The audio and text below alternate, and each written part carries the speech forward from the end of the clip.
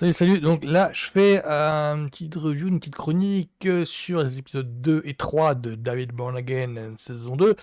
Et comment dire, ah bah, bah là, oula, j'étais pas prêt. J'étais pas prêt du tout. Parce que, alors, euh, pour essayer de raconter sans spoiler, disons qu'en gros, les enjeux se resserrent. Grosso modo, on voit le plan de Wilson Fisk qui prend de plus en plus d'ampleur parce que ça implique de plus en plus de choses. D'un côté, on voit euh, la montée en puissance du procès contre Swordsman. Alors, il y a deux choses. Il y a une personne qui était inculpée d'être Swordsman. Le Swordsman, c'est un personnage du comics. Hein. Ça fait partie des justiciers qui ont été introduits dans des villes Born Again. Et donc, grosso modo, il y a un personnage qui était inculpé, qui a été soupçonné d'être Swordsman, et donc il passe un procès pour ça.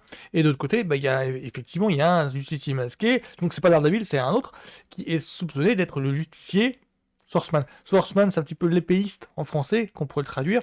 C'est un super-héros, effectivement, du comics, et c'est un petit peu un super-héros de seconde zone dans le comics. Et là, donc, il est dans l'esprit, il est introduit aussi. Il n'y a pas vraiment d'ambiguïté sur est-ce que cette personne ou pas est Swordsman, dans le sens où bah, quand on a lu les comics, oui, on se doute que le dit personnage est bien le Swordsman en question, mais voilà, il y a une révélation à ce sujet dans les deux épisodes en question. Donc il y a cette affaire qui passe devant le tribunal, et donc on voit en fait euh, toute la puissance de Wilson Fisk, dans le sens où enfin, il peut contrôler les médias, il peut contrôler la justice, enfin, il arrive à faire chanter des personnes de pouvoir à New York. Donc là, on voit le Wilson Fisk dans toute sa machiavélitude. Je sais pas trop comment prononcer. Bon, en fait, on voit son pouvoir qui se révèle, en fait. Quiconque, en fait, même le gouverneur, quiconque entre en contact avec lui, genre un entretien avec lui, et Wilson Fisk a le moyen de le faire chanter. Parce que s'il a été blanchi en fait aux yeux de la justice via les procès qu'il y a eu dans les séries Netflix, bah en fait là il est en poste de maire, donc il a les pouvoirs du maire. Et on voit comment un tel pouvoir peut être détourné en fait. C'est un petit peu ça la grosse qualité, le gros charme en fait de Daredevil Born Again, parce qu'on sent vraiment Wilson Fisk super grand méchant, machiavélique au possible, mais avec des plans tordus, tortueux et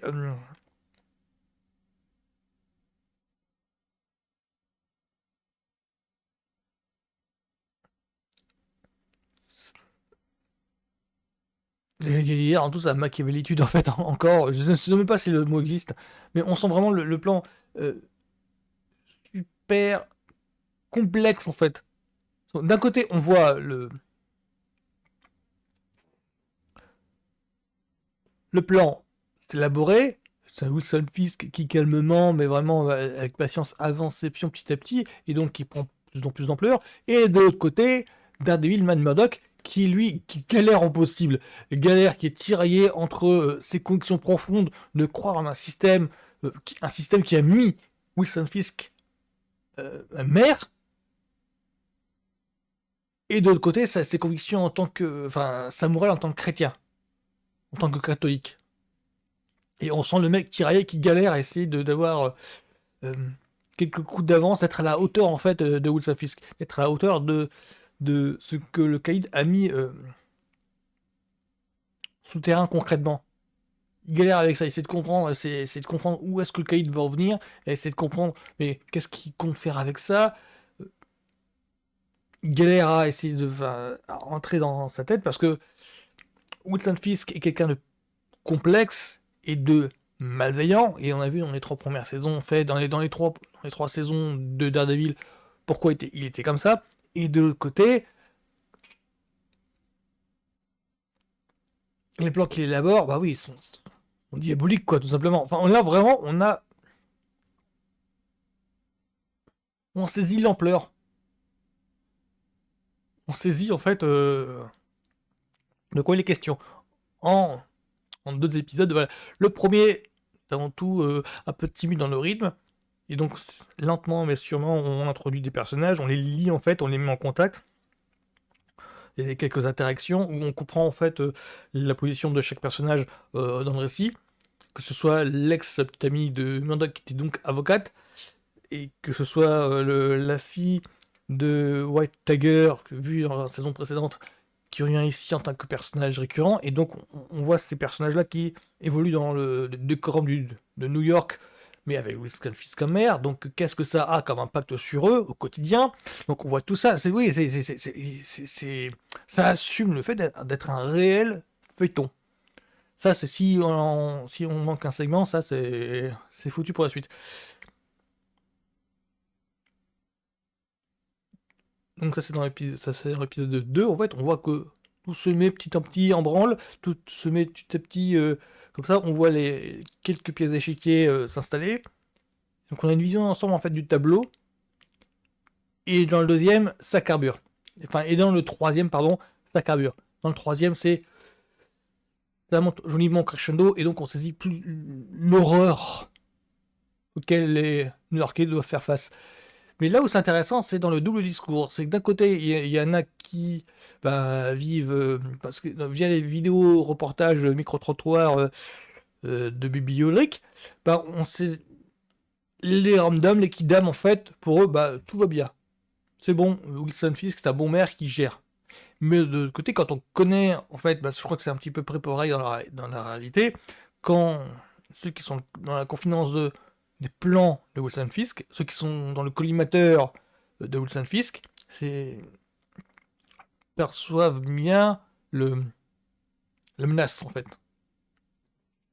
Alors, il y avait les créateurs de la série ont prévenu que, en fait, ils adaptent vraiment, je crois que c'est Shadowland, la saga de Daredevil.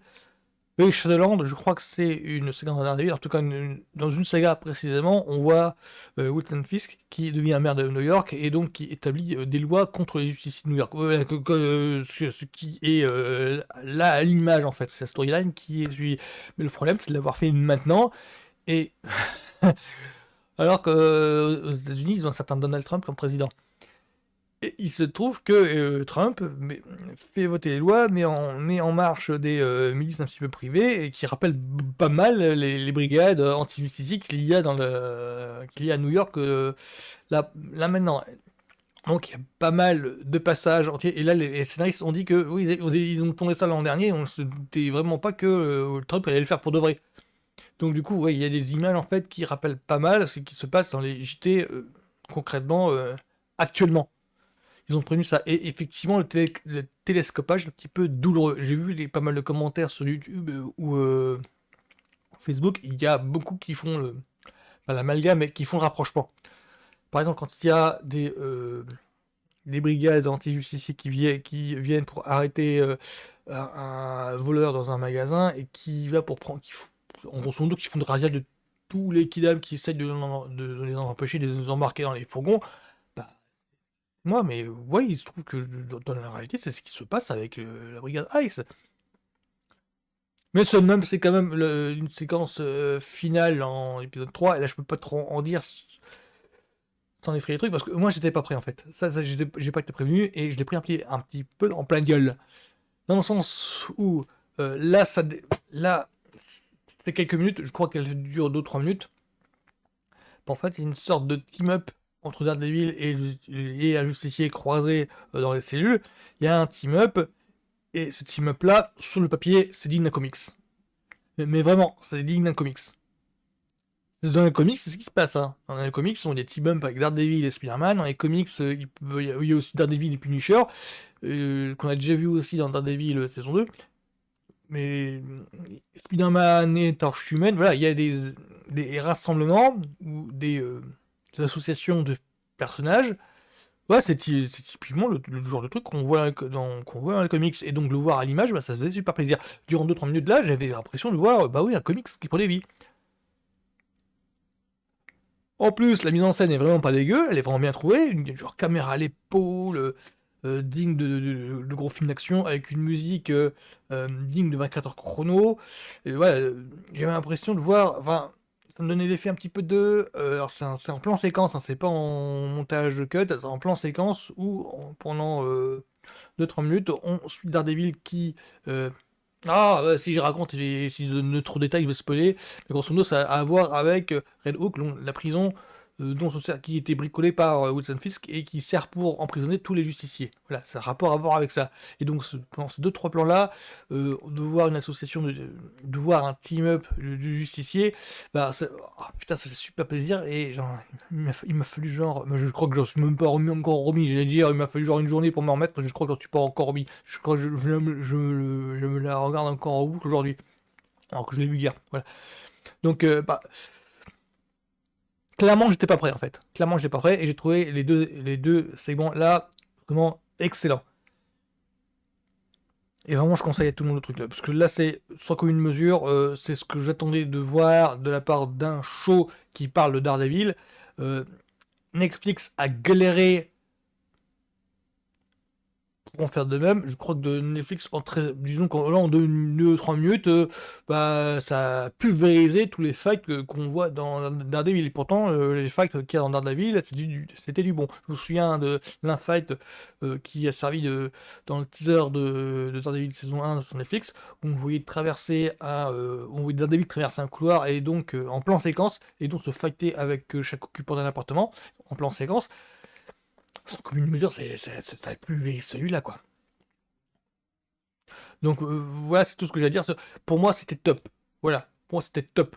C'était vraiment le nickel, chrome, basse, sans fioriture, parfait, vraiment parfait. Donc voilà, c'est la meilleure série actuelle. Si jamais les épisodes suivants arrivent à être de ce niveau-là, ou au moins au milieu, là, ce serait parfait. Et je veux que la série continue. Saison 2, c'est parfait, mais on est même pas, on est à peine entamé le début là. On est au troisième épisode et déjà il y a une fulgurance jamais vue auparavant. J'ai pas le souvenir d'avoir vu ça sur Netflix, a galéré pour arriver à ce niveau-là. Sur Disney Plus, jamais. Mais jamais dans toutes les séries d'action que j'ai vu ça, quoi. Enfin, c'est le truc, j'ai jamais vu un tel ce même de qualité atteint dans n'importe quelle autre série d'action, pas seulement comic book, mais général.